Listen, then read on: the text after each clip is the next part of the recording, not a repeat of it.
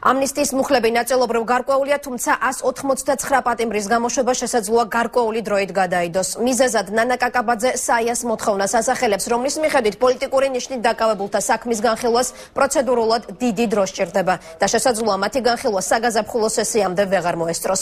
ყოფილი პოლიტპატიმრები ადამიანის უფლებებისთვის ხელმძღვანელი ამბობს, რომ განხილვის გადადება დაუშვებელი არის, გამოც საკანონმდებლო ორგანოსთვის პოლიტიკური ნიშნით დაკავებულთა სიების გადაცემა სწრაფად უნდა მოხდეს.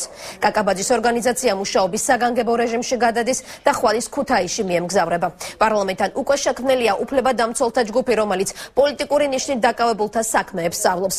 ამ დროისთვის კომიტეტს უკვე 189 მსჯავრდებული საქმე აქვს შესწავლილი. სამწუხარო რეალობაა ის, რომ დღემდე ამ სიების გადაცემა ვერ მოხერხდა.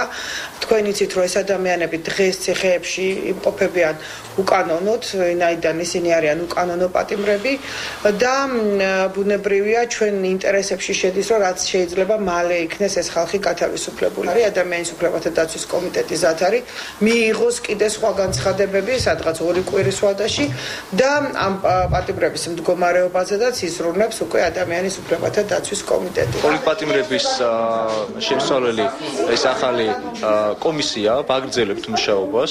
ჩვენ თითოეულ პოლიტპატიმარზე დავდებთ თავს, რომ ისინი არიან უდანაშაულოდ დაკავებულები ერთი და პოლიტიკური მოტივაციით.